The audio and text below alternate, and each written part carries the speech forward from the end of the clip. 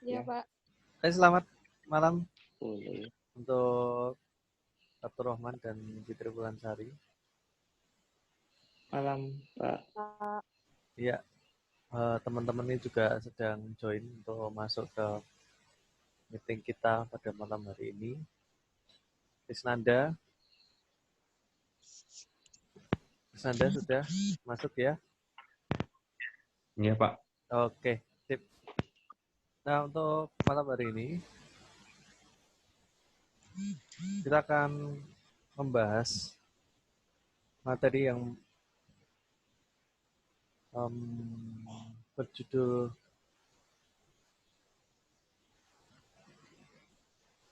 judulnya ada banyak ini ternyata ya. Jadi membahas tentang surat-surat yang berkaitan dengan yang pastinya berkaitan dengan pajak. Antara lain ada surat pemberitahuan tahunan atau biasa disebut dengan SPT. Yang kedua, surat setoran pajak yang disebut SSP. Kemudian yang ketiga, surat ketetapan pajak yang disebut SKP. Dan yang terakhir, surat tagihan pajak atau yang disebut STP. Ya, semua surat ini pastinya memiliki fungsi dan tujuan masing-masing. Mulai pembahasan yang pertama, yaitu mengenai surat pemberitahuan tahunan atau SPT.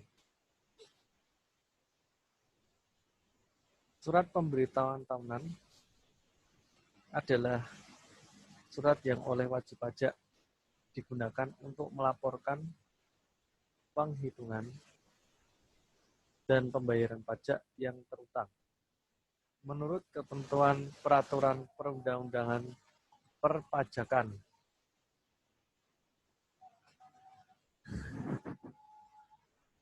Surat ini digunakan oleh wajib pajak ketika akan melaporkan yang namanya pembayaran pajak. Bisa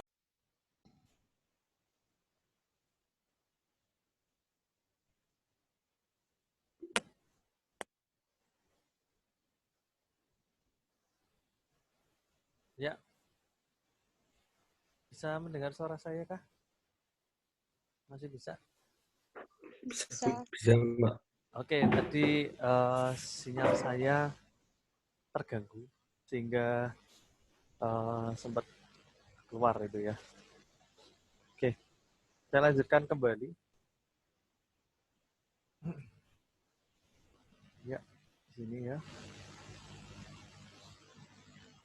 Sebelumnya saya minta tolong untuk siapa? Cinta, tolong bisa di... Cinta udah masuk belum ya?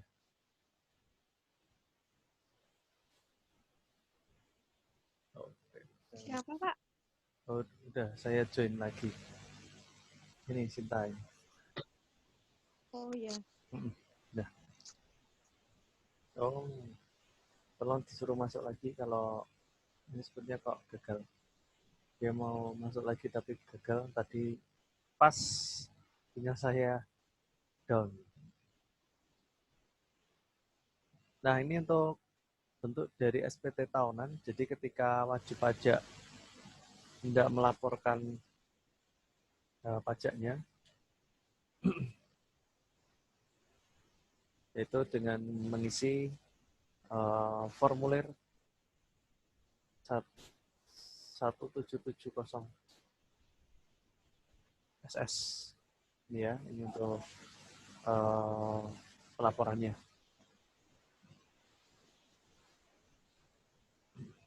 Kemudian fungsi SPT bagi wajib pajak yang berkaitan dengan pajak penghasilan, yaitu sebagai sarana untuk melaporkan dan mempertanggungjawabkan perhitungan jumlah pajak yang sebenarnya terutang. Digunakan sebagai sarana. Oke, saya lanjutkan kembali. Ini sinyal saya sedang mengalami gangguan. Jadi kalau tiba-tiba keluar, ya mohon dimaklumi ya. Saya lanjutkan kembali. Suara saya masih tetap bisa terdengar ya? Satu. Suara saya masih terdengar? Fitri. Bisa, Pak. Oke, ya. Sip. Saya lanjutkan kembali fungsi dari SPT. Yang kedua untuk melaporkan pembayaran atau pelunasan pajak yang telah dilaksanakan sendiri. Putus. Oh, putus-putus. Putus nyambung. Gini, nanti kalau putus-putus, mungkin karena dipengaruhi oleh sinyal, ini kan saya rekam, saya record. Nanti silahkan bisa dilihat di video YouTube-nya, begitu ya.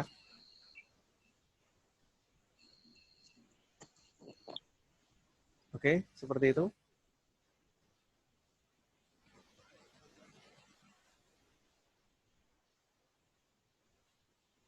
Halo?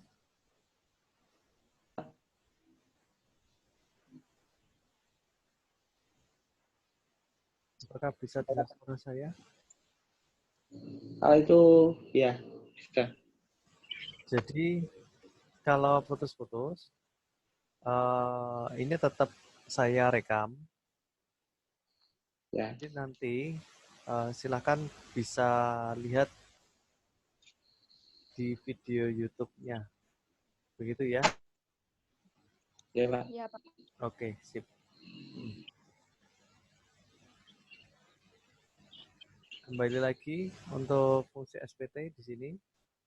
Ya, intinya yang kedua ini untuk melaporkan pembayaran atau pelunasan pajak. Ya. Kemudian yang ketiga, untuk melaporkan pembayaran dari pemotongan atau pemungut tentang pemotongan atau pemungut, wah ini diulangi lagi kalimatnya, pajak orang pribadi atau badan lain. Maksudnya yang ketiga di sini melaporkan pembayaran dari misalkan ada seorang karyawan yang pelaporan pajaknya itu bergabung dengan perusahaan.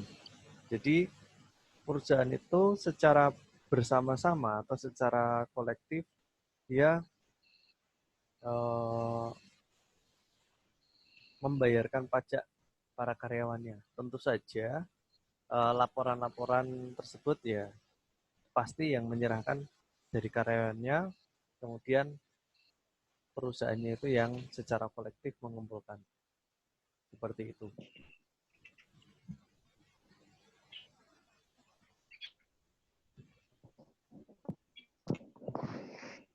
Selanjutnya, fungsi SPT bagi pengusaha kena pajak.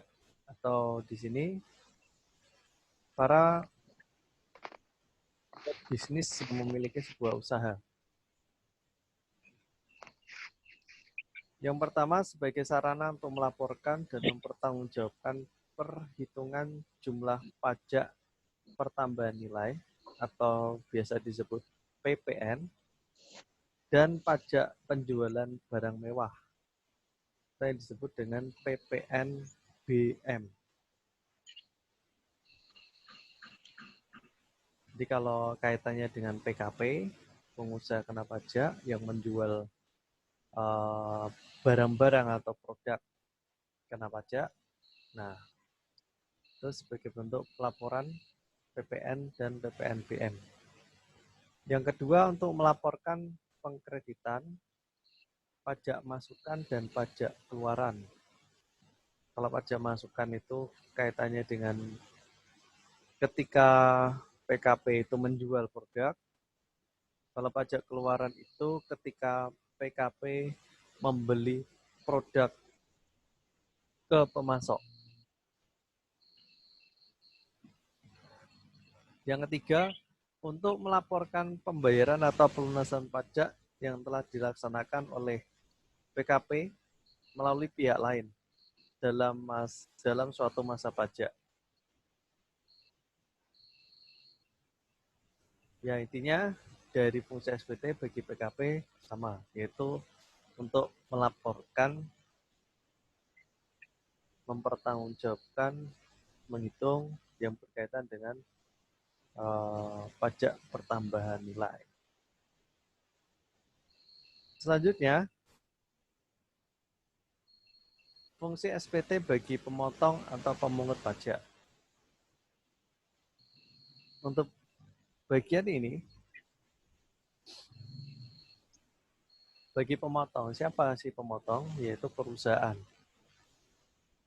atau pemungut pajak, di mana perusahaan mengumpulkan secara kolektif pajak-pajak, terutama pajak penghasilan pasal 21, dan selanjutnya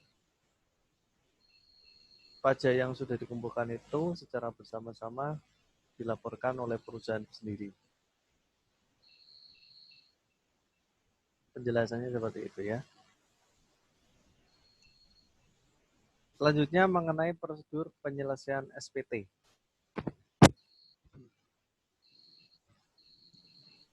Ini sebelum adanya pelaporan secara online. Jadi prosedurnya, seorang wajib pajak harus mengambil sendiri belangko SPT pada kantor pelayanan pajak setempat dengan menunjukkan NPWP. Jadi ngambil dulu berkasnya, ngambil dulu belangkonya ke KPP. Selanjutnya ya diisi SPT tersebut. Isinya itu harus benar, harus jelas, lengkap, sesuai dengan petunjuk yang diberikan. Mulai dari nomor NPWP-nya, kemudian nominal-nominalnya, itu harus lengkap. Karena kalau ngisinya itu tidak benar, nah itu nanti akan timbul pajak kurang bayar dan bisa dikenakan sanksi perpajakan. Selanjutnya yang ketiga, SPT itu setelah diisi diserahkan kembali ke KPP. Ya, sesuai dengan batas waktu yang telah ditentukan. Kalau misalkan dikirim via pos, ya maka tanda bukti tanggal pengiriman itu dianggap sebagai tanda penerimaan SPT. Begitu. Tapi kalau sekarang karena sudah secara online, ya tidak perlu harus hadir, tidak perlu mengambil belangko, karena tinggal input saja secara online. Kemudian, dalam prosedur penyelesaian SPT, ada bukti-bukti yang harus dilampirkan. Jadi ketika melaporkan pajaknya, itu harus ada bukti-buktinya. Terutama untuk wajib pajak yang mengadakan pembukuan, laporan keuangan contohnya. Ini biasanya wajib pajak yang memiliki perusahaan bisnis seperti itu, di mana perusahaan tersebut membuat laporan keuangan, misalkan berupa neraca atau laporan rugi laba atau keterangan-keterangan lain yang diperlukan. Itu yang pertama. Yang kedua, wajib pajak yang menggunakan perhitungan jumlah peredaran masukan atau pengeluaran yang terjadi dalam tahun pajak yang bersangkutan. Jadi membuat suatu bentuk laporan sederhana mengenai pemasukan dan pengeluaran yang sudah dilakukan wajib pajak tersebut. Secara sederhana. Kasnya keluar sekian untuk membeli ini, atau kas masuk karena memperoleh pendapatan ini itu. Oke. Selanjutnya,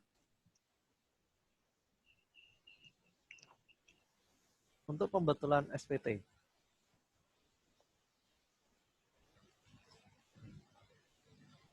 Apabila diketahui terdapat kesalahan pada pencatatan SPT tersebut,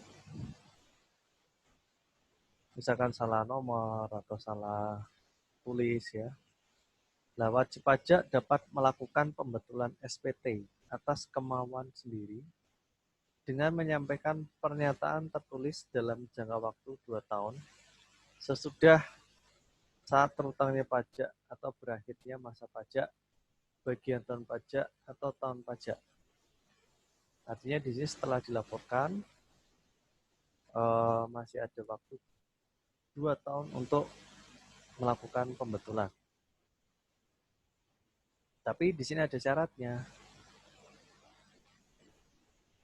yaitu syaratnya adalah bahwa Dirjen Pajak belum melakukan tindakan pemeriksaan atas SPT yang sudah dilaporkan tersebut. Nah, kalau misalkan sebelum 2 tahun ternyata SPT tersebut sudah diperiksa, ya maka sudah tidak bisa dilakukan pembetulan. Ini ya kalau yang salah-salah atau keliru. Berdasarkan jenis SPT ada 2, yaitu SPT masa adalah surat yang oleh wajib pajak digunakan untuk melaporkan perhitungan atau pembayaran pajak yang terutang dalam suatu masa pajak pada suatu saat. Di sini SPT masa untuk pelaporan pajak tiap bulan. Biasanya itu pelaporannya dibatasi sampai tanggal 20.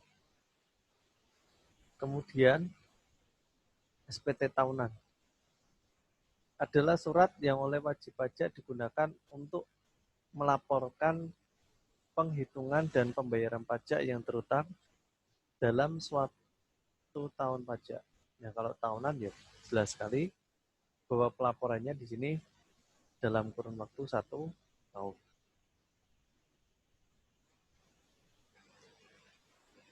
Oke, ini untuk batas pembayaran dan penyetoran dari SPT masa PPh Pasal 21 yang disampaikan oleh pemotong PPh Pasal 21 sampai dengan tanggal 20 tiap bulannya, gitu ya. Kemudian untuk SPT tahunan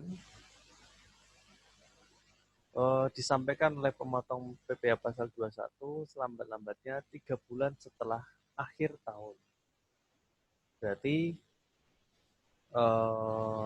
batas pembayarannya atau penyetorannya sampai bulan Maret. Gitu ya.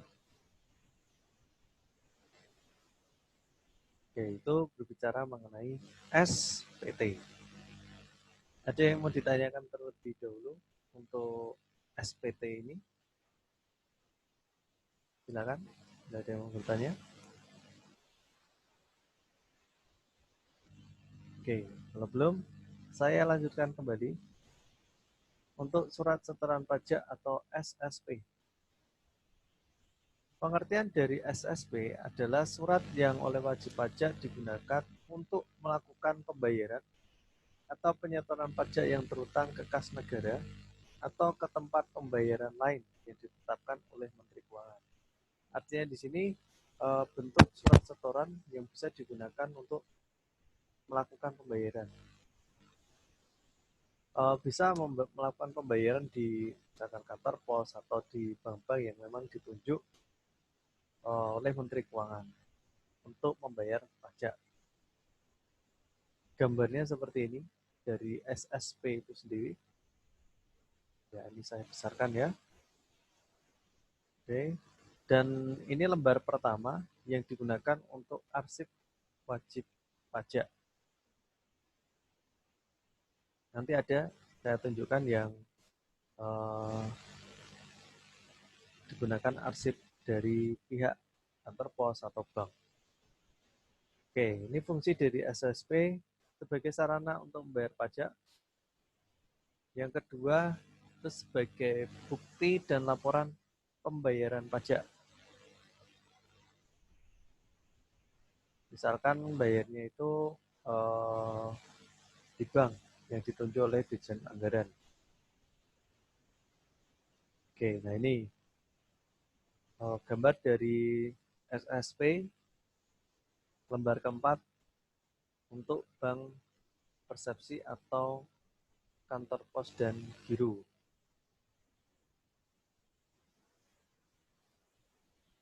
Seperti ini. Ya, saya besarkan biar Anda kelihatan jelas ya. Jadi ini bentuk bukti pembayarannya. Begitu untuk SSP. SPT sudah sebagai bukti surat utang, kemudian SSP, bukti pembayaran, kemudian yang ketiga yaitu SKP atau surat ketetapan pajak. SKP itu sendiri adalah catatan informasi keuangan suatu perusahaan pada suatu periode akuntansi yang dapat digunakan untuk menggambarkan kinerja perusahaan tersebut. Jadi ini catatan-catatan informasi keuangan perusahaan pada suatu periode akuntansi. Fungsinya dari SKP itu sendiri, yang pertama sarana untuk melakukan koreksi. Nah, siapa yang melakukan koreksi? Yaitu dari fiskal atau dari kantor pajak. Tentu saja koreksi tersebut itu berdasarkan hasil pemeriksaan perpajakan. Yang pertama. Yang kedua, sarana untuk mengenakan sanksi perpajakan. Jadi di dalam surat ketetapan pajak itu nanti ada sanksi administrasinya. Kemudian sarana administrasi untuk melakukan penagihan. Lalu sarana untuk mengembalikan kelebihan pajak pada wajib pajak pastinya. Karena kelebihan bayar.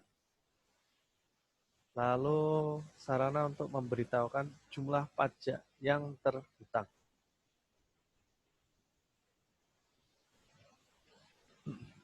Oke, sebelum saya lanjut, bentar, saya stop share dulu.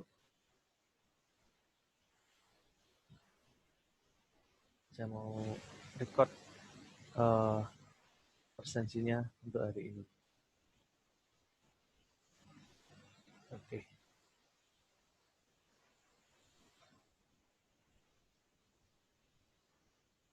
Kita lanjutkan kembali. Ya, dalam surat ketetapan pajak itu ada beberapa jenis. Yang pertama adalah surat ketetapan pajak kurang bayar. Misal wajib pajak itu melaporkan pajaknya, membayar pajaknya, dan ternyata jumlah pajak yang dilaporkan, yang dibayarkan itu ternyata masih kurang. Nah, maka muncul yang namanya SKPKB. Itu yang pertama. Kemudian yang kedua, setelah dicek kembali, ternyata masih ada jumlah yang kurang. Setelah serahkan SKPKB, ternyata masih ada jumlah yang masih harus dibayarkan. Maka muncul yang namanya surat ketetapan pajak kurang bayar tambahan. Jadi ditambahkan kembali di sini. SKPKBT, disebut seperti itu. Ini untuk bentuknya surat ketetapan pajak kurang bayar.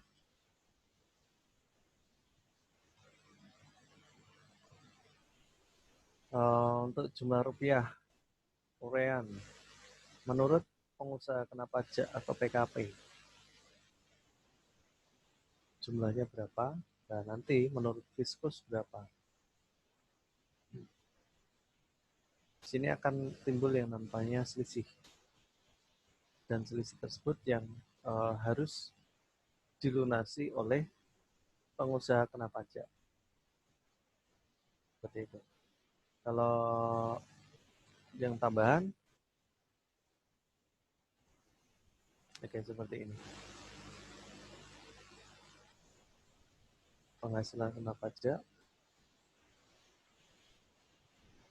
SKPKB, SKPKBP, seperti itu. Ini surat ketetapan pajak kurang bayar tambahan. Ya, jadi sekalian saya tunjukkan lampiran-lampirannya. Selanjutnya ada surat ketetapan pajak lebih bayar atau SKPLB. Adalah surat ketetapan pajak yang menentukan jumlah kelebihan pembayaran pajak, di mana jumlah kredit pajak lebih besar daripada pajak yang terutang. Nah, jadi untuk SKPLB di sini, wajib pajak dia akan memperoleh yang namanya hasil kelebihannya itu bisa dikembalikan atau digunakan untuk membayar pajak yang terutang lainnya. Kemudian ada surat ketetapan pajak nihil. Adalah surat ketetapan pajak yang menentukan jumlah pokok pajak sama besarnya dengan jumlah kredit pajak. Atau semua perhitungan pajak di sini semuanya dihitung nihil atau nol. Gambarnya seperti ini untuk belangko surat ketetapan pajak lebih bayar. Kemudian yang SKPN, nominalnya itu nihil atau nol. Untuk bagian yang terakhir, yaitu bicara tentang STP atau surat tagihan pajak. Untuk STP di sini,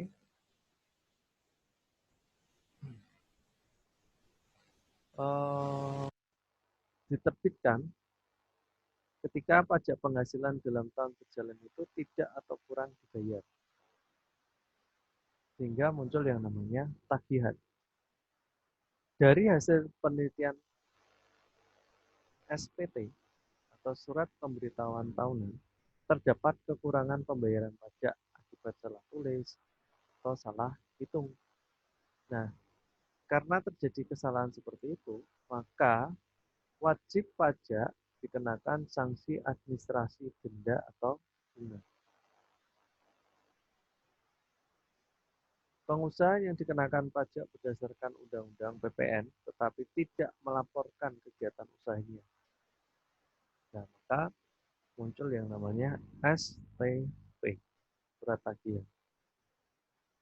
Atau pengusaha kena pajak yang tidak membuat faktur pajak atau membuat tetapi tidak tepat waktu atau tidak mengisi selengkapnya faktur pajak tersebut, maka akan dikirim namanya surat tagihan pajak.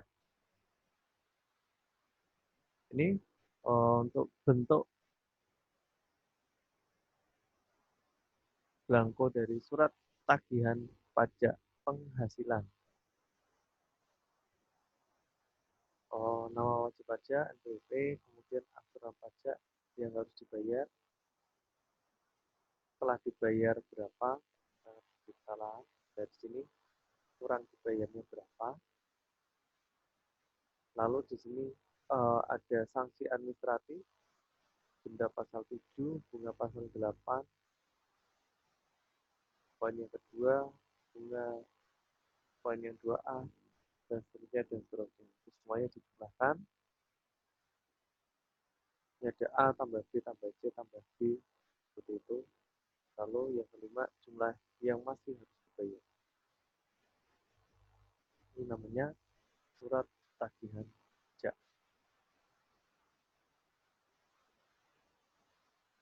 Dan di dalam eh, ada surat tagihan seperti itu, sehingga kan muncul nominal-nominalnya. Nah, seorang wajib pajak itu dapat melakukan yang namanya keberatan dan banding. Di mana pengertian dari keberatan di sini dalam pelaksanaan ketentuan peraturan perundang-undangan perpajakan, kemungkinan terjadi bahwa wajib pajak merasa kurang atau tidak puas atas suatu ketetapan pajak yang dikenakan kepadanya, atau atas pemotongan atau pemungutan oleh pihak ketiga. Ya, yang namanya keberatan ya pastinya kurang atau tidak puas kan yang namanya ketetapan pajak.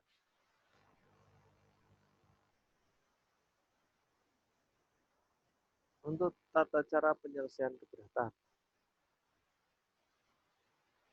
wajib pajak dapat mengajukan keberatan kepada kantor pajak, ya,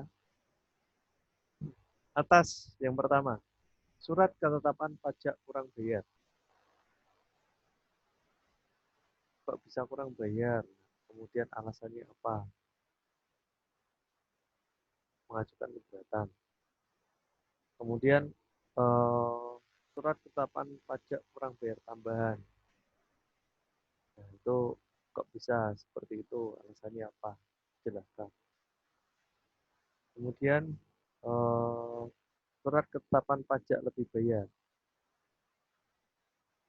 Dikatakan bahwa wajib pajak itu membayarnya itu kelebihan, tapi protes, gitu ya, mengajukan keberatan. Kok bisa lebih? Surat ketetapan pajak nihil atau pemotongan atau pemungutan oleh pihak ketiga. Nah, semuanya itu mengibaratkan wajib pajak merasa kurang setuju atau tidak sesuai dengan apa yang sudah diperhitungkan, maka merasa keberatan. Untuk tata cara penyelesaian keberatan, di sini ketentuan pengajuan keberatan diajukan kepada kantor pelayanan pajak KPP di tempat wajib pajak terdaftar yang sesuai dengan domisilinya pasti. Yang pertama, diajukan secara tertulis dalam bahasa Indonesia. Oke, tidak dengan bahasa asing. Yang kedua, wajib menyebutkan jumlah pajak yang terutang atau jumlah pajak yang dipotong atau dipungut atau jumlah rugi menurut perhitungan wajib pajak dan disertai alasan-alasan yang jelas. Harus ada keterangan keberatannya itu alasannya seperti apa, dan itu harus jelas. Memunculkan untuk jumlah-jumlah pajak yang terutang. Dan satu keberatan harus diajukan untuk satu jenis dan 1 tahun masa pajak. Artinya,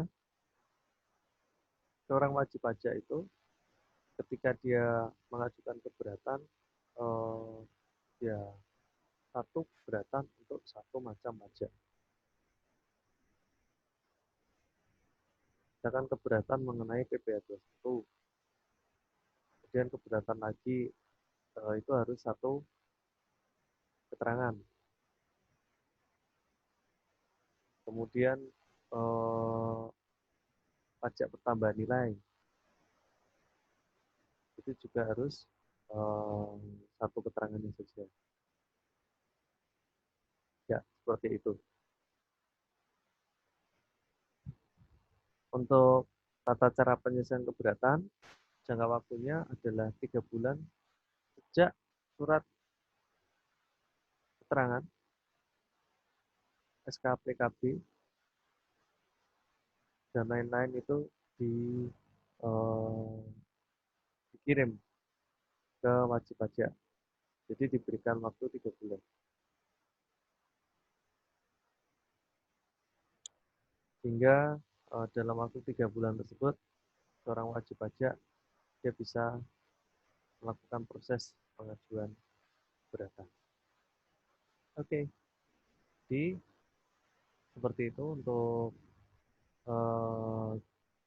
pembahasan mengenai surat-surat yang berkaitan dengan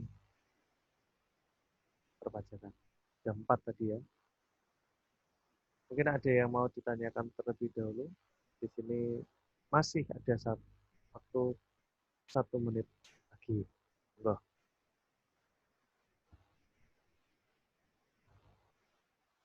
Tapi kalau nggak ada, ya nanti kita selesaikan. Gimana Nanda? Mungkin mau bertanya. Pak, kalau ada WNA udah tinggal di Indonesia lebih dari 1 tahun itu apa harus Pak bayar pajak Pak? Iya, pastinya harus bayar pajak. Karena sudah dianggap masuk dan bekerja di Indonesia. Di semua WNA yang bekerja di Indonesia